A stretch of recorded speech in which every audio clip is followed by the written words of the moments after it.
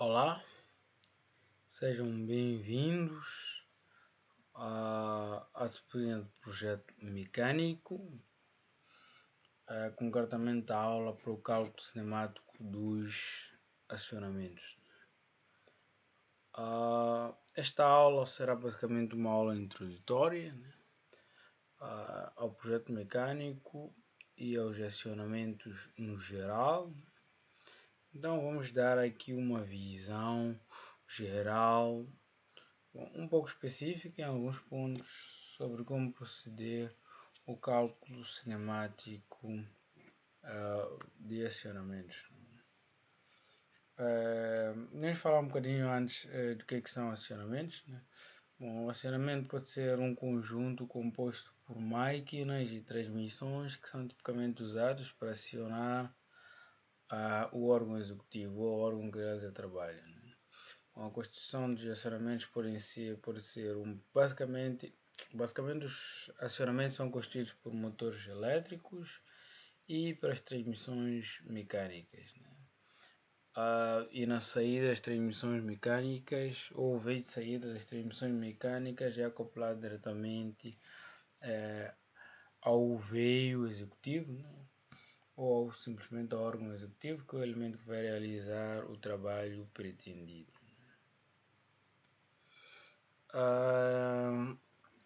Recomendações para o cálculo cinemático de acionamentos. Bom, há tipicamente vários fatores que devem ser tomados em consideração antes de proceder ao cálculo cinemático como tal. Estão aqui ilustradas algumas delas. Bom, os fatores que nós devemos conhecer poderão ser, do ponto de vista do funcionamento desejável da nossa máquina, assim como das condições reais às quais o nosso acionamento como um todo, né, um conjunto composto pelas transmissões, assim como pelo motor elétrico, como este mesmo sistema irá funcionar. Okay? Temos aqui alguns desses fatores que devemos tomar em consideração, como sendo as características energéticas, a lei da variação da carga durante o tempo de serviço, as exigências de técnica de segurança, os custos de exploração, comodidade de serviço e manutenção, aspectos econômicos e de mercados e as próprias condições, né? Condições e custos de exploração, um bocadinho ligados. Bom, são alguns dos fatores que nós devemos tomar em consideração, né? Bom, a manutenção é basicamente um fator bastante importante, né? Porque durante o funcionamento das nossas transmissões, certamente que haverão paragens para manutenção e por aí fora. Então é necessário que haja uma avaliação um tanto que minuciosa desse parâmetro de manutenção, assim como um famoso algumas técnicas de segurança, né? O critério de segurança poderá ser segurança de transmissão, assim como o sistema como um todo, né? Como nós sabemos, durante o funcionamento poderão surgir algumas sobrecargas e por aí fora, então é necessário que se adote algumas medidas conforme a reduzir o efeito dessas sobrecargas sobre o nosso sistema. Bom, podemos fazer a mesma análise para vários ou para os fatores remanescentes. Nós podemos encontrar diversos tipos de acionamentos, né? Estão aqui ilustrados alguns deles ou alguns exemplos de tipos de acionamentos, né? Nesse caso, ou neste slide concreto, estamos a falar do acionamento de um transportador por correia, que é construído basicamente por um motor elétrico, por uma transmissão, tipicamente por uma transmissão por correia, depois há um conjunto de transmissões, né, que fazem parte do redutor, né, que são basicamente transmissões cilíndricas, e a saída temos uma transmissão, ou sobre o veio de saída do redutor temos uma transmissão por cadeia que vai acionar o nosso transportador por correia. Este tipo de redutor em particular é um redutor coaxial, em que os eixos dos veios de entrada e veios de saída são concêntricos. Temos um outro acionamento, temos um outro exemplo de acionamento, né? Ainda acionamento de um transportador por correia, né? Mas com uma pequena variação no tipo de transmissões, né? Em vez de uma transmissão por correia por via de entrada do redutor, temos a ligação praticamente direta entre o motor e o veio de entrada do redutor, embora a ligação ocorra por meio de uma união, né? Aí temos uma transmissão cônica e depois uma transmissão cilíndrica, e a saída é basicamente similar ao caso anterior. Temos outros exemplos, né? Um transportador de placa, né? O sistema de acionamento é tipicamente similar ao primeiro exemplo que nós vimos, né? Apenas a particularidade de que o órgão executivo são placas, né? Diferentemente dos dois primeiros casos em que o órgão executivo era uma correia transportadora. Nesse caso concreto, são rodas estreladas, as quais serão acopladas às cadeias de placa para transmissão. Bom, as cadeias de tração para transmissão de carga. Né? Bom, temos um outro exemplo de um transportador raspadeiro. Né? De novo, mesma sequência, basicamente a mesma sequência, com uma transmissão por correia, depois uma transmissão por engrenagem, a saída temos uma transmissão por cadeia, né? Depois temos uma cadeia sobre o veio executivo que vai realizar o trabalho, com a particularidade, nesse caso concreto, a transmissão por correia contém um rolo tensor. Bom, há vários outros esquemas que ainda poderíamos falar deles. Né? Um deles seria o esquema de um guincho, né? De um guincho por aí fora. Né? Temos vários outros tipos de transportadores, né? Transportadores suspensos e por aí fora. Né? Bom, aqui são dados apenas alguns desses esquemas que nós poderemos encontrar. Né? Como dados de partida para a elaboração desse nosso projeto, temos o esquema cinemático, que é basicamente um dado. Né? Bom, um esquema cinemático tipicamente parecido que este. Né? É tipicamente dado. Né? E para o cálculo ou para a execução do cálculo cinemático é necessário que a gente conheça alguns parâmetros reais a qual a máquina estará a funcionar sobre. Né? E uma vez conhecidos esses parâmetros, nós podemos partir já para o cálculo do acionamento como tal, para o cálculo cinemático do acionamento, né? Em que temos basicamente como dados de partida o torque nominal sobre o veio movido da máquina, sobre o veio movido. Né? Sobre o veio movido estamos a falar do veio acionador da máquina. Né? Ok? Estamos a falar da velocidade angular do veio da máquina. Estamos a falar do gráfico da variação da carga ao longo do tempo. Né? Estamos a falar do gráfico da variação da carga, assim como uma possível variação da velocidade angular. Bom, embora a velocidade angular muitas das vezes poderá ser constante, ou em algumas vezes poderá ser constante durante toda a vida útil da máquina. Né? Mas em alguns casos particulares poderá variar, então essa variação deverá ser ilustrada em forma de um gráfico. Em alguns casos concretos, em vez de torque sobre o veio movido, ou sobre o veio da máquina, ou sobre o veio que vai acionar a máquina, nós podemos ter como dado de partida simplesmente uma força tangencial ou a força de tração, por exemplo, sobre os tambores, né? Sobre os tambores, uma força tangencial, poderá ser uma força tangencial sobre os tambores, né? Estamos a falar basicamente de uma máquina de elevação de carga, né? Estamos a falar da força tangencial que nós podemos ter sobre os tambores. Além disso, poderemos estar a falar dos esforços máximos, mínimos e por aí fora para alguns transportadores, tipicamente transportadores de placas e por aí fora. Né? Por causa de transportadores por correias, nós também já conhecemos a velocidade da cinta ou da correia transportadora. Em alguns casos, concretos, nós podemos ter ainda alguns dados complementares, como por exemplo o tipo de transportador, se é transportador horizontal, vertical e inclinado. Bom, por acaso transportadores por Coreia são geralmente horizontais ou inclinados.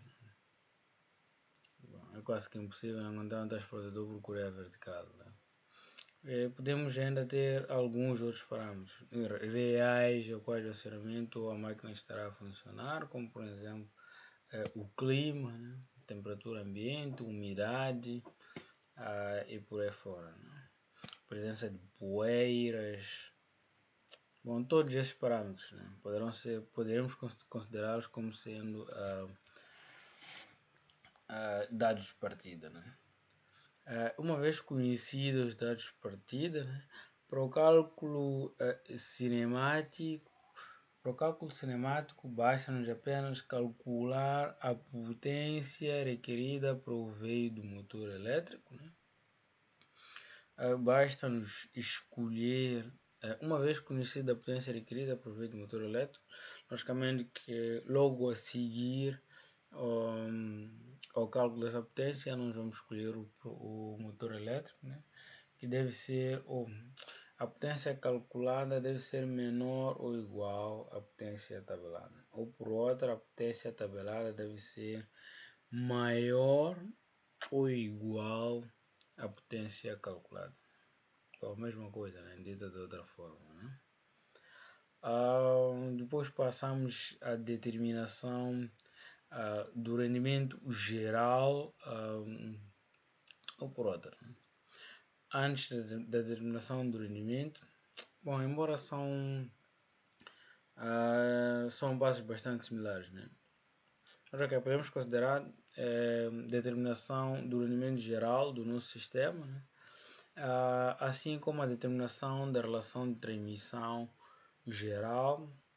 Bom, e não só, né? Depois de conhecida a relação de transmissão geral, nós devemos subdividi-la para os diferentes escalões ou para as diferentes transmissões que compõem o nosso acionamento. Né?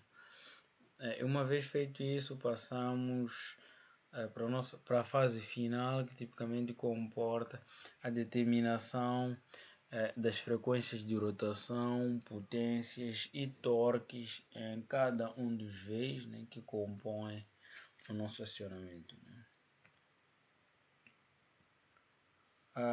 Recomendações para a escolha do motor elétrico. Né? Bom, há vários tipos de motores elétricos. Né? Para o nosso caso concreto, nós vamos usar para o nosso caso concreto, projeto mecânico, nós vamos usar motores elétricos tipo trifásicos, assíncronos. Esses motores são os que têm maior aplicação na indústria devido à sua simplicidade de construção, ao preço que é basicamente baixo, né, em comparação com o tipo de motores. Né? Esses são os dois fatores que fazem com que sejam os motores de preferência na nossa indústria. Né? Bom, sobre esse tipo de motores, nós podemos distinguir basicamente dois tipos de velocidades, ou por outra, podemos distinguir dois tipos de frequência de rotações. Né? Estamos a falar basicamente da frequência assíncrona e da frequência síncrona. O que seria a frequência assíncrona e a frequência síncrona? Bom, a frequência síncrona é basicamente a frequência que nós podemos determinar como sendo a relação da frequência da corrente, da nossa corrente elétrica, né? Da rede ao qual nós estamos sujeitos, né? Pelo número de pares a quais compõem o nosso motor elétrico. Né? Número de pares de polos, né? Que compõem o nosso motor elétrico. Né? Bom, temos que considerar que durante o funcionamento do sistema interno, bom, desse sistema interno que compõe o motor elétrico, não, bom, o sistema interno do motor elétrico não é tipicamente irrelevante, estamos aqui a discutir sobre isso, né? Mas da parte interna do motor elétrico até o veio de saída há perdas de potência, assim como deslizamentos. Bom, os deslizamentos geram perda de potência, né? Bom, mas não nos importa cá analisamos com bastante detalhes perda de potência como tal, né? Vamos analisar apenas o efeito de deslizamento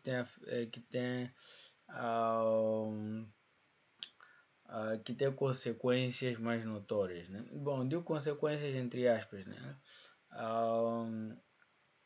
Que tem efeitos bastante notáveis do ponto de vista da velocidade do veio de saída do motor elétrico. Pronto, simplesmente a velocidade do veio do motor elétrico, né? Então temos a frequência a frequência assíncrona e a frequência síncrona. Bom, resta-nos considerar que a frequência síncrona é aquela que considera a ausência. A frequência síncrona considera a ausência de deslizamento, né? Considera o sistema como um todo sem deslizamento, mas a frequência de cálculo nós usamos a frequência assíncrona, que já considera o efeito de deslizamento, né? E o deslizamento poderá ser calculado a partir desta expressão, né? E como nós dissemos anteriormente, para a determinação da frequência síncrona, nós consideramos o número de pares de polos os quais constituem o nosso motor elétrico, né? Basicamente, os motores elétricos são constituídos por pares de polos, né? São pares em múltiplos de 2, né? Conforme pode-se ver, né? E para cada número de pares de polos, né, temos uma frequência de rotação associada, conforme pode-se ver na tabela abaixo, na tabela 6. Né? Para cada número de pares temos a frequência associada. Vamos considerar que essa é a frequência síncrona, que não considera o efeito de deslizamento. E a frequência assíncrona é aquela que vamos usar para os nossos cálculos. Ainda vamos ver um pouco mais para frente. Né?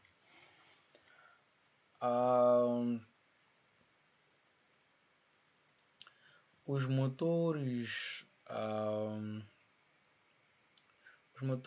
de alta velocidade têm suas vantagens, assim como têm algumas desvantagens. Uma das vantagens em comparação com os motores de baixa velocidade é o fato de terem uma construção tipicamente simples e dimensões reduzidas, né? Diferentemente dos motores de baixa velocidade, né? que têm grandes dimensões exteriores, é uma construção um tanto que mais complicada, né?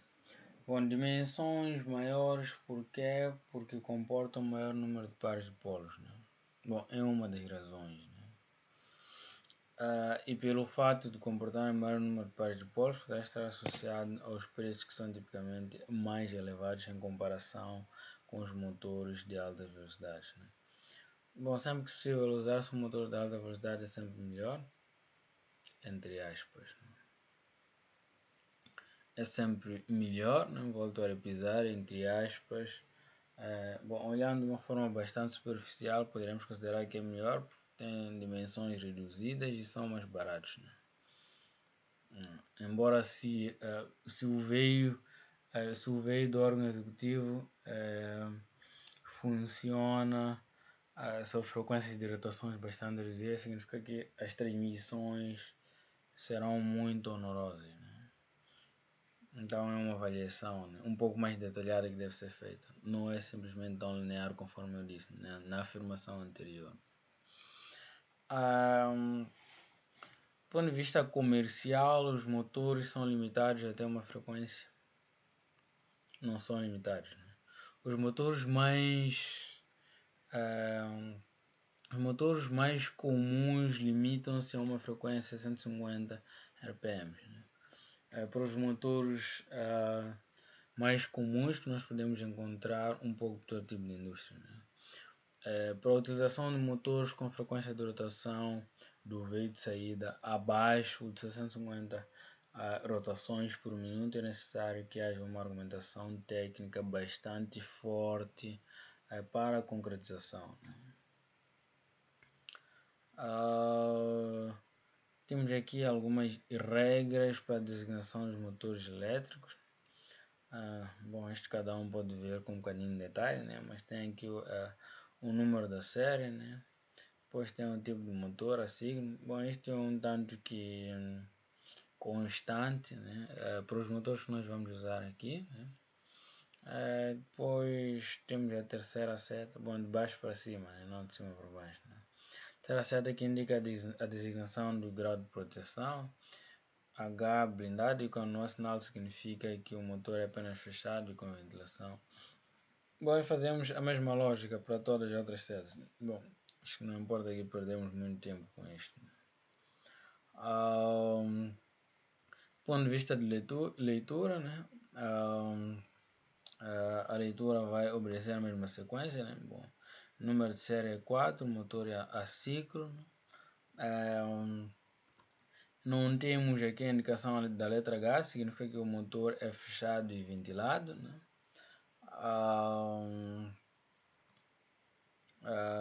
80 vai representar aqui a altura do eixo, conforme pode-se ver. A altura de eixo, né? Com 2 ou 3 cifras, conforme está aqui ilustrado, né? Não temos a letra S, que indica o tamanho da base, se é uma base curta, média ou longa, mas temos o comprimento do stator, que é indicado pela letra A, né? Bom, o stator tipo A. Depois temos o número de polos, né? Basicamente 2 polos, conforme está aqui ilustrado, basicamente 2 polos, né? E por fim temos a designação do clima e categoria de disposição. Bom, um pouco para todo tipo de motores que nós vamos usar são indicados pelas siglas Y3, né? Bom, e o resto da tabela nós temos os parâmetros, né? Como sendo a potência tabelada, né? Temos a frequência nominal, né? Esta é basicamente a frequência assíncrona. A frequência síncrona, estamos a falar de 3000 rotações por minuto, que é a frequência que considera a ausência de deslizamento, né? Mas se formos a considerar, a frequência de cálculo é basicamente a frequência assíncrona, que considera a presença de deslizamento, então reduz-se para um valor, o valor da frequência de rotação do veio de saída do motor elétrico é de 2850 rotações por minuto. Bom, temos o rendimento, né? O fator de potência, temos a relação entre os torques e por aí fora, né? E ainda temos o diâmetro do veio de saída do motor, né? Muito importante, né? Para o caso de conjugação com acoplamentos, bom, assim como para a determinação da dimensão do diâmetro do cubo, se for o caso de utilização de uma roda em que vai se acoplar ao veio do motor elétrico. A escolha do motor, conforme já havíamos discutido, né, está condicionada ao cálculo da potência, né, que nós designamos de potência calculada, né. Esta potência considera a relação, ou essa potência é obtida pela relação da potência do veio do órgão executivo, né? Ou simplesmente da potência do veio executivo pelo rendimento global do nosso sistema, conforme está aqui ilustrado, né? Uma vez calculada essa potência, voltamos para a tabela anterior e escolhemos a potência imediatamente acima, né? Bom, claro que vamos ter que analisar os motores com as frequências de rotações mais comuns, né? Temos a potência acima, podemos analisar para o caso de 3000 rotações por minuto, 1500 rotações por minuto, né? 750 e por aí fora, né? O rendimento global considera basicamente as transmissões, o rendimento de todas as transmissões que nós vamos encontrar no nosso acionamento, assim como as perdas de potência nos apoios e por aí fora, né? Bom, mas em particular nós olhamos com mais detalhes para o caso das transmissões, né, que tem uma perda um tanto mais considerável. Bom, nós sabemos que os apoios têm um rendimento bastante elevado. Bom, mas também deve ser considerado, embora o rendimento seja bastante elevado, mas temos que considerar as perdas também devido a esses mesmos apoios, né?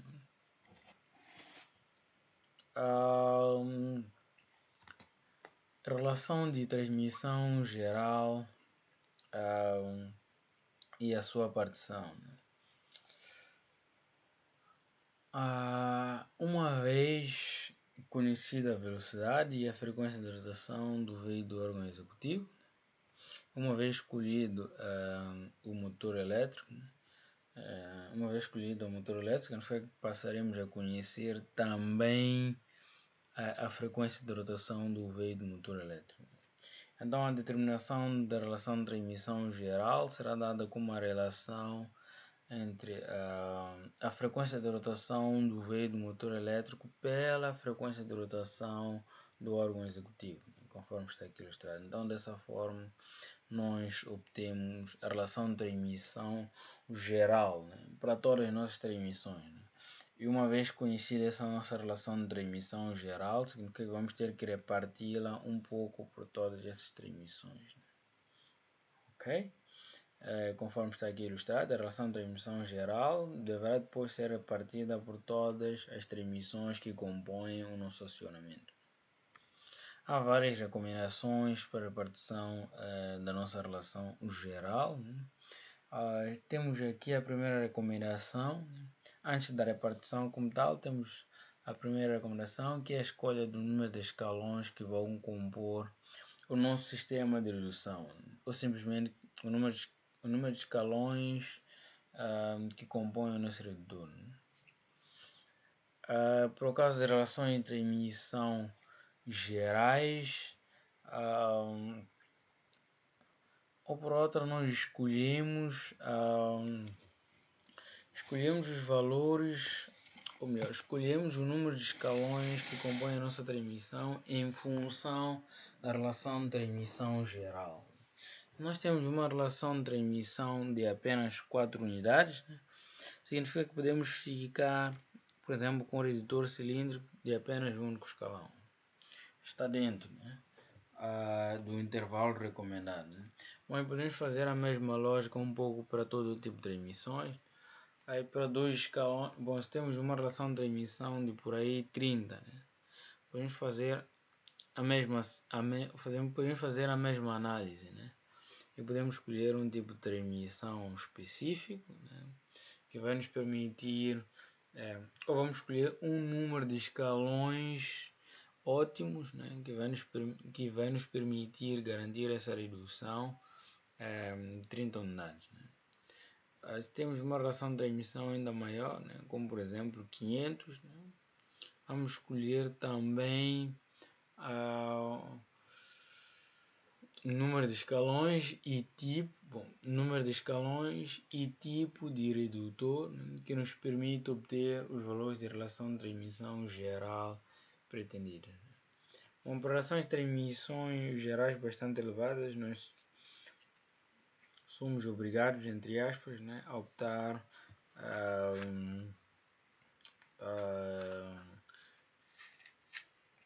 por uma transmissão tipo parafuso sem fim, né, que é a transmissão que nos permite obter maiores valores de relação de transmissão, né? Mas se temos relações de transmissão um tanto reduzida, podemos optar por outro tipo de redutores, né? Bom, para o nosso caso concreto, nós não vamos ter que escolher o tipo de transmissão como tal, né, nem o número de escalões, né, uma vez que é dado no nosso esquema cinemático. Apenas vamos ter que fazer a repartição. Para fazer a repartição, logicamente, nós devemos conhecer a limitação ou valor máximo da relação de emissão o valor máximo permitido da relação de transmissão em cada escalão, né? Ou em cada transmissão, né? Bom, e nós temos aqui algumas dessas recomendações, um pouco para todo tipo de transmissões, né? Temos por acaso a relação de, para um redutor, para uma transmissão cilíndrica fechada, função das características dos materiais, né? Nós podemos assumir valores de relação de transmissão. Podemos assumir os diversos valores de relação de transmissão. Bom, essa tabela se estende para transmissões cônicas, transmissões cilíndricas abertas, não só fechadas, né? Bom, cônicas, abertas, fechadas. Bom, e não só, né? Um pouco para todo tipo de transmissões, né? Transmissões por cadeia e por aí fora.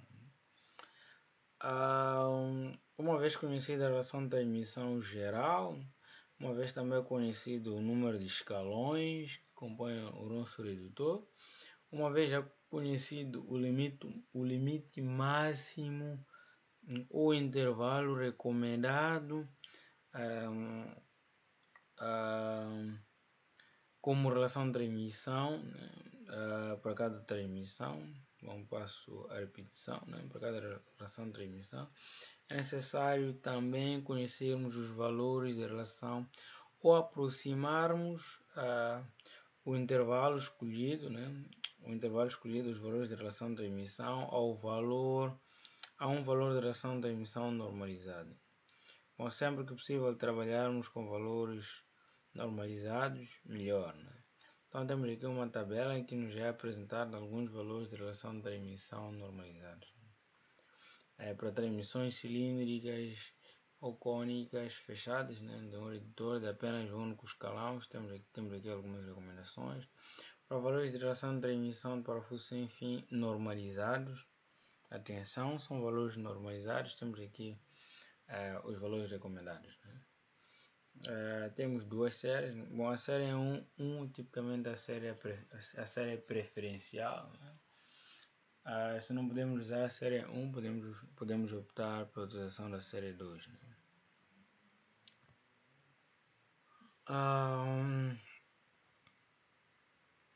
Não existem tipicamente recomendações universais para a demarcação das relações de transmissão que possam satisfazer todas as exigências prescritas, né?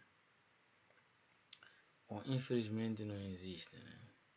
Não temos formas específicas ou não temos as formas mais corretas, não temos uma forma mais correta, né, de garantir a partição da relação de transmissão que seja um tanto que universal. Ok, então nós vamos fazer a partição da relação de transmissão de uma forma ótima, né, ou adequando a relação de transmissão para um caso específico, né? Okay? Usamos algumas recomendações, como é lógico, né, para conseguirmos a tal partição dos valores da relação de transmissão. Ok? Temos algumas recomendações. Bom, uma delas é que sempre que possível garantir-se que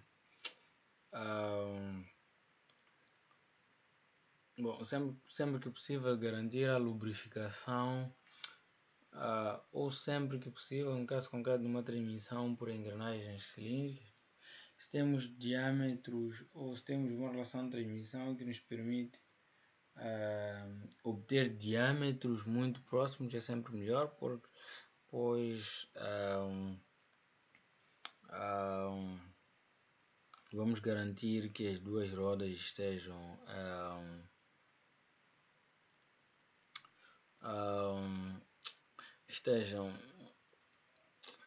igualmente mergulhadas, né, sobre o óleo lubrificante. Então dessa forma acabamos conseguindo uma melhor lubrificação da transmissão. Ok? Bom, é uma das recomendações que nós podemos seguir. Existem várias outras, né, como por exemplo de custos e por aí fora, né? As relações de transmissão são tipicamente normalizadas, né? uma vez também já conhecidos os valores de relação de transmissão, uma vez já conhecido o número, uma vez já conhecido o valor de relação de transmissão geral, uma vez também já conhecido o número de escalões, né? E o número de escalões que vão compor o nosso redutor, né? E é necessário conhecermos também a relação de transmissão geral do redutor, né? Bom, poderemos ter a relação de transmissão geral do acionamento como um todo, né? E podemos ter também a relação de transmissão geral apenas do redutor. Digo apenas do redutor porque, né? Porque o acionamento poderá estar composto não só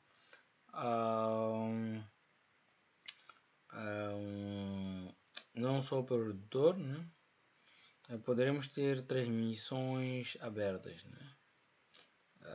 Ou poderemos ter também transmissões complementares, né? Bom, no nosso caso concreto, as transmissões do redutor são tipicamente transmissões por engranamento em geral, né? Com exclusão das transmissões por cadeia, né? Além das transmissões dentro do redutor, podemos ter, por exemplo, transmissões por cadeia, né? Fora do redutor, as transmissões por coreia e por aí fora, né? Então, uma vez conhecida em particular a relação de transmissão geral do redutor e uma vez conhecido também o número de escalões, nós podemos partir para a tabela 14, né? Para a escolha ou para a partição correta da relação de transmissão em cada escalão do redutor, né?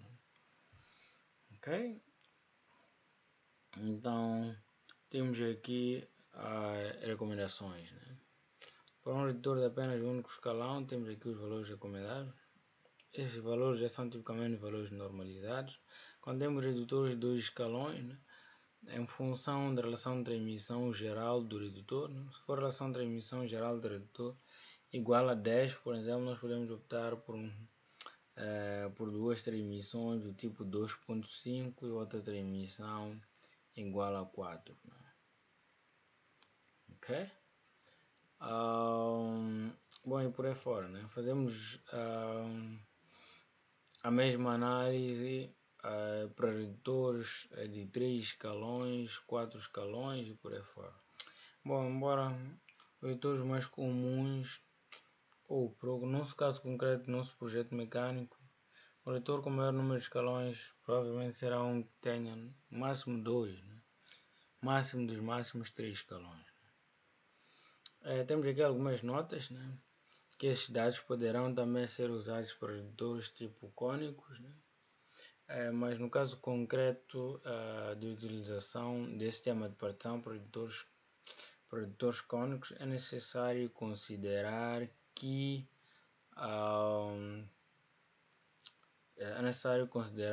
o escalão cônico de alta velocidade, né, não tem uma relação de transmissão maior que 4. Né? Ok? E por mais que a gente tenha uma relação de transmissão geral do redutor um tanto diferente que da normalizada, nós podemos aproximar o valor normalizado e depois fazemos o cálculo do erro. Né?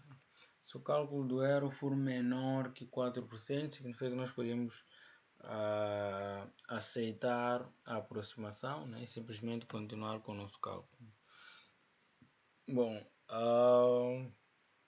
se verificar-se o contrário, significa que temos que reiniciar o processo. Bom, basicamente o processo da escolha ou da partição da relação de transmissão geral do redutor em particular, né? Ok. Ordem de execução do cálculo cinemático. Conforme está previsto no manual, temos diversos tipos de acionamentos. Alguns deles estão aqui ilustrados, né? Por coreia, por cadeia, por cabestrante. Né? Ok? Para o cálculo desses parâmetros, né? Já estão ilustrados no manual para cada caso. Né?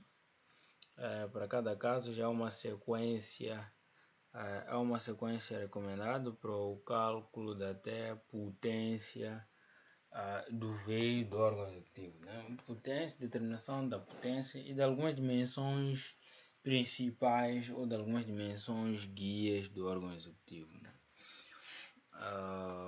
Então nós não vamos tratar disso, né?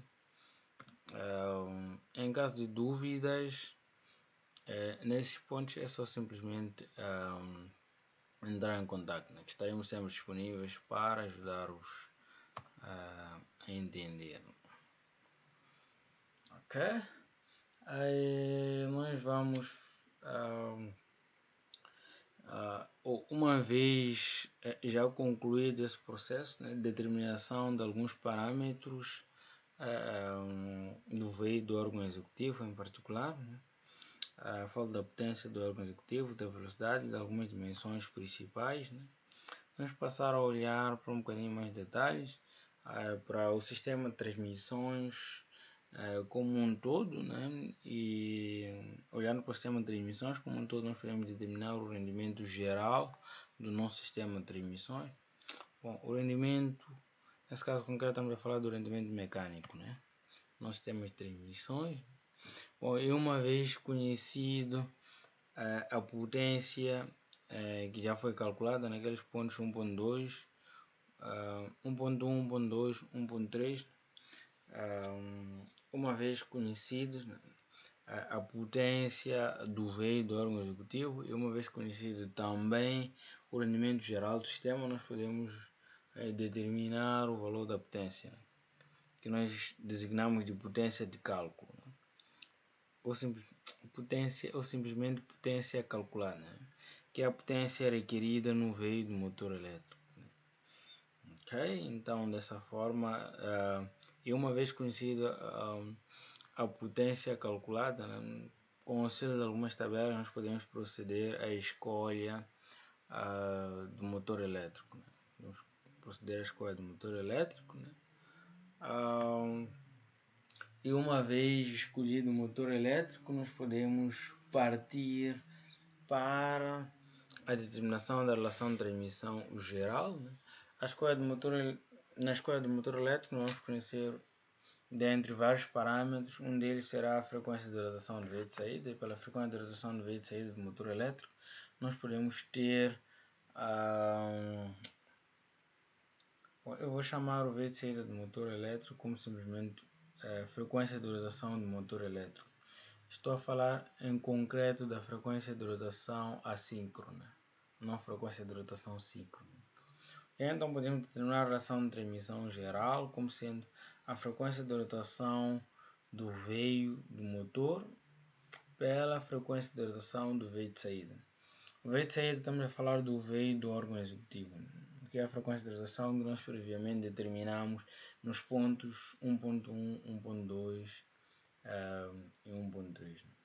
Então dessa forma nós determinamos a relação de transmissão geral e uma vez conhecida a relação de transmissão geral partimos para a escolha ou para a partição da relação de transmissão geral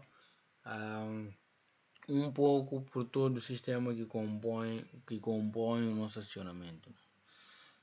Falo das transmissões tanto abertas, né, auxiliares de retorno, poderão ser transmissões por cadeia, transmissões por correia, por aí fora, assim como as transmissões que compõem o nosso redutor, e o nosso redutor poderá ser de um escalão, 2 escalões, 3 escalões e por aí fora.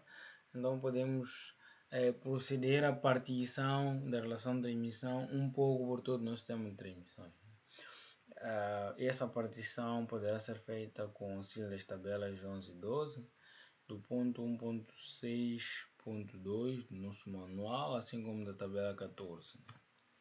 O manual fala concretamente do manual do cálculo do acionamento. Bom, já falamos um bocadinho disto, depois vamos fazer a partição da relação de transmissão geral do redutor, né? Vamos fazer a partição para vários escalões que compõem o nosso redutor, né? Uma vez já são conhecidos esses escalões que compõem o nosso redutor. E uma vez já feita a partição do número de escalões que compõem o nosso redutor, né? Resta-nos apenas determinar as potências em todos os veios que compõem o nosso acionamento. Além das potências, nós vamos determinar os momentos torsores em cada veio, assim como as frequências de rotação em todos os veios, né? Em todos os veios que compõem o nosso acionamento, né? Temos aqui a expressão para determinação do momento torsor ou do torque em cada veio. Bom, a potência pode ser calculada de uma forma um pouco mais simples, né? Considerando apenas a potência do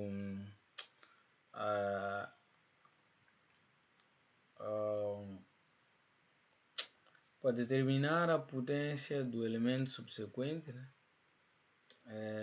Precisamos apenas multiplicar a potência do veio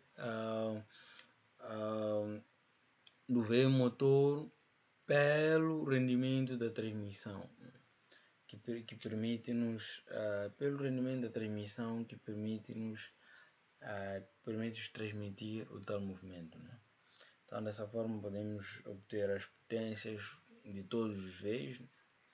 E através, ou uma vez conhecida a potência e a frequência de rotação de todos os veios, podemos determinar o momento torsor para a expressão acima.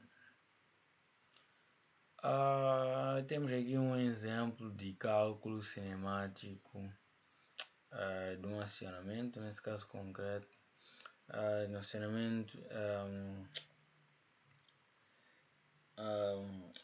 do acionamento de um transportador de cinta, né? Um transportador de Coreia, né? Okay, temos alguns dados, né? São dados de partida, estamos a falar dos esforço máximo, estamos a falar da velocidade da cinta, e ainda estamos a falar da largura da cinta, né?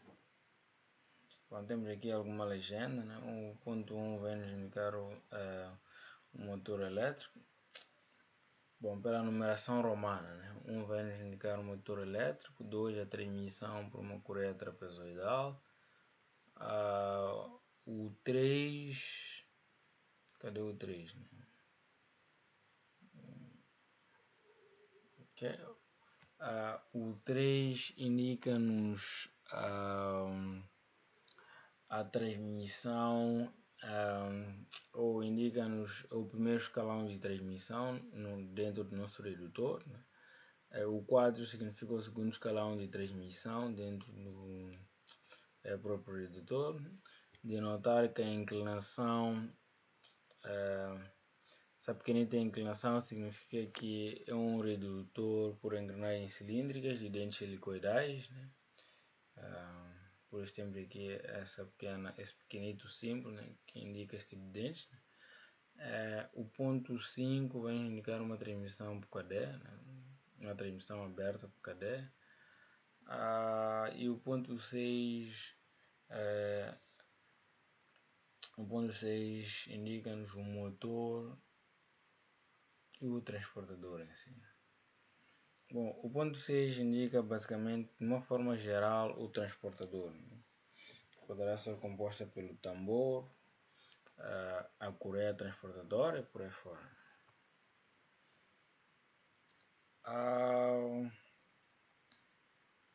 Ok. Primeiro determinamos, usamos, infelizmente não está aqui ilustrado, né? Mas usamos aquela sequência recomendada, né, para o cálculo de acionamento de um transportador por correia. Uma vez conhecido o esforço de tração máximo, podemos determinar o esforço de tração mínimo, né, considerando condições reais de funcionamento. Depois podemos determinar a força tangencial, e com a força tangencial a velocidade já é dado, né? É um dado. Podemos determinar a potência requerida para o veio do órgão executivo, né? Determinamos dessa forma a potência requerida para o veio do órgão executivo. uma vez conhecido, ou já temos o esquema do acionamento, então podemos calcular o rendimento global, né, considerando todas as transmissões ou as perdas de potência em todas as transmissões, assim como nos apoios. Né? Então determinamos o rendimento global da transmissão e dessa forma podemos determinar a potência calculada. Né? Potência calculada será igual à relação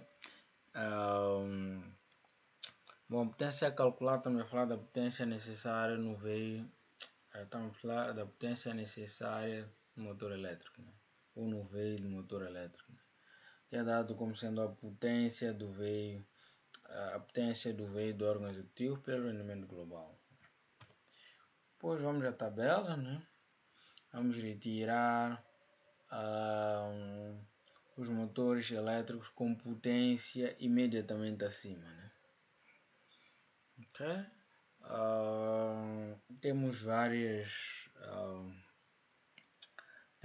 sugestões, né?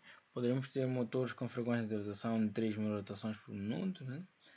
Podemos ter motores com frequência de rotação de 1.500 rotações por minuto, 1.000 rotações por minuto, assim como frequência de rotação de 650 rotações por minuto. Né? Falo da frequência de rotação síncrona. A frequência síncrona está ilustrada ao lado. Né? Ok? Pode-se ver que os motores são tipicamente diferentes. Né? Ou tem uma pequenita diferença. Né? Ok? Se vocês se recordam, a série, o tipo de motor, o eixo, o número de polos e por aí fora, né? Condições de exploração e por aí fora, né? A designação do motor elétrico.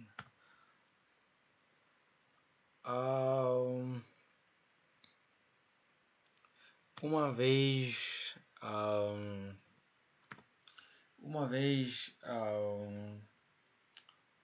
escolhido o motor elétrico, né, nós podemos determinar a relação de transmissão geral do nosso sistema de transmissões, né, considerando todos os casos, né, que são basicamente 4 casos. Né, 3.000 rotações, 1.500, 1.650 rotações por minuto. Né. Então podemos calcular a relação de transmissão geral considerando os 4 casos, ou os 4 motores previamente selecionados, né? E sobre essas mesmas frequências ou sobre essas mesmas relações de transmissão gerais, né? Vamos fazer uma análise ou vamos fazer a repartição da relação de transmissão um pouco por todo tipo de transmissões, né? E vamos fazendo essa avaliação.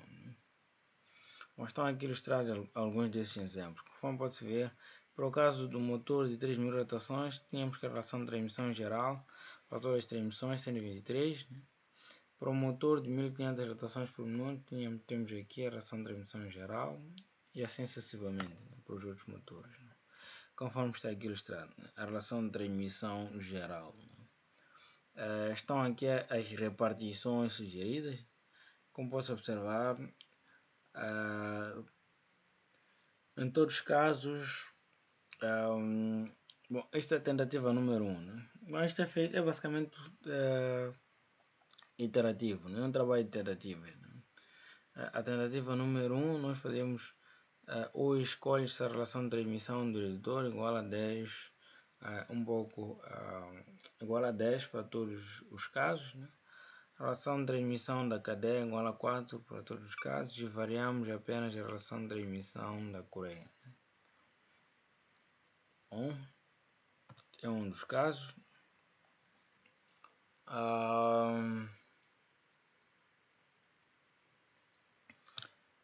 Ainda temos outro caso, né? Em que mantemos de novo a relação de transmissão do editor, assim como mantemos a relação de transmissão da transmissão por cadeia. De novo, no primeiro caso nós tínhamos a relação de transmissão de cadeia igual a 4, Nesse caso concreto, nós temos a relação de transmissão por cadeia. Escolhemos um valor da relação de transmissão por cadeia igual a 3. Né? O que terá implicações na relação da emissão da Coreia. Ok? Conforme pode-se ver. Este caso, que é basicamente este. E aqui temos o segundo caso. A repartição, logicamente, deve obedecer às recomendações. As recomendações refirem em concreto ao valor máximo da relação de emissão permitido para cada transmissão. Estão previstos. Não são valores inventados, são valores que já existem. Okay? Tabela 12. Nós já falamos um bocadinho disto. E uma vez feitas as tentativas, nós podemos fazer uma análise. Uma vez computadas todas as tentativas, nós fazemos uma análise um pouco de todas as tentativas.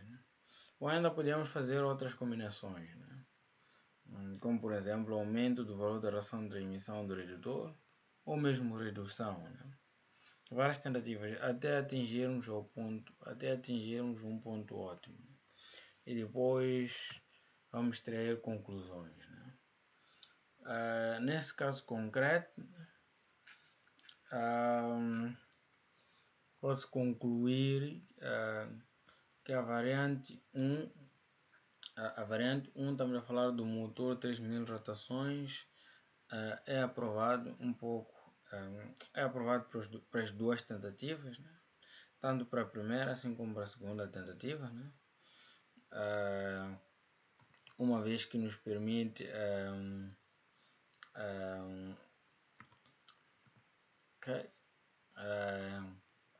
permite-nos garantir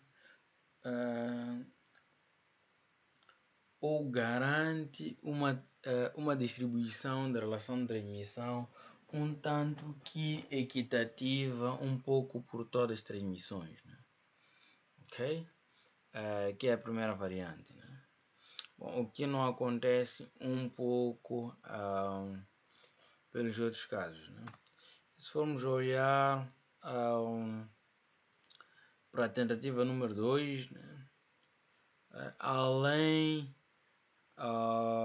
da variante 1, nós podemos assumir que também a variante 2 permite-nos que haja uma distribuição um tanto que equitativa. Quando formos olhar para a variante 4, por exemplo, temos valores de relação de emissão igual a uma unidade, significa que não há nenhuma, nesse caso concreto, não há nenhuma redução, potência por aí fora. Temos um caso concreto que ainda seria uma redução, o caso 4 em particular. Ok? São algumas das análises que nós podemos fazer. E a escolha da tentativa correta deve ser feita de forma a satisfazer necessidades concretas. Por exemplo, o caso 1, ou a variante 1, é vantajosa tipicamente por ter um motor elétrico um tanto que mais barato. Mais barato e de construção ainda mais simples. Em contrapartida, temos valores de relação de transmissão elevadas, significa que as transmissões serão um tanto robustas, Então, como consequência, embora o motor seja um tanto que barato, os valores de relação de transmissão ou os valores das transmissões ou o custo das transmissões ou ainda o preço das transmissões será um tanto que elevado. Então será necessário fazer essa avaliação. Além disso, há várias conclusões ainda complementares que podem ser tomadas. Uma delas é que a velocidade linear da Coreia é provavelmente mais alta para o motor da variante 1. É lógico, né? A variante 1 comporta um motor com uma velocidade um pouco mais elevada, né? E sendo que a velocidade linear será um tanto que mais elevada, significa que o número de ciclos que a Coreia vai experimentar é um tanto que maior, né? E como consequência do aumento do número de ciclos, né, teremos a vida útil da Coreia um tanto que reduzida, né? E não só, né? O efeito das tensões, em particular das tensões de flexão, que são algumas das tensões bastante críticas para o cálculo das transmissões por Coreia, né? Haverá um aumento um tanto que considerável dos ciclos de tensão e de flexão, né? O que vai concluir para uma redução da vida útil da Coreia, né? Okay? O aumento do número de paragens para trabalhos de manutenção, né? É mais uma análise que pode ser feita, né? Ok? Então temos aqui a ilustração dos casos tanto para a variante 1, ok? Variante 1, nesse caso concreto, fala-se da tentativa 2, né? Bom, no caso concreto, escolheu-se a variante 1 da tentativa 2, né? Bom, mas também poderia ter escolhido a variante 1 da tentativa 1, assim como a variante 2 da tentativa 2, né? Bom, a escolha é feita balançando vários fatores, né? Não tem uma escolha tipicamente, não temos uma escolha mais acertada ou mais correta. Poderemos ter uma escolha que é tipicamente ótima para o sistema de transmissões ou para o nosso caso concreto. Ok?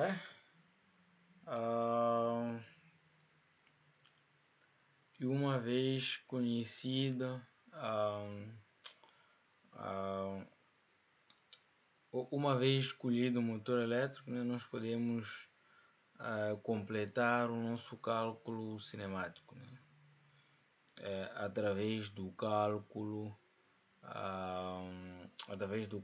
das potências em cada motor que compõe o nosso sistema. E não só, fazemos o cálculo da potência, o cálculo das frequências de rotação, né, para todos os veios, e ainda fazemos o cálculo dos momentos tensores, né? Os resultados deverão ser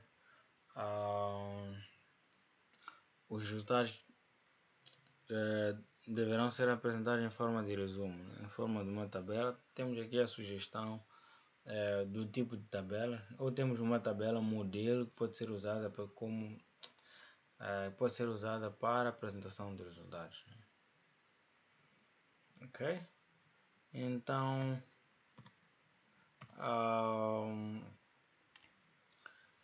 esta é tipicamente a aula que nos propusemos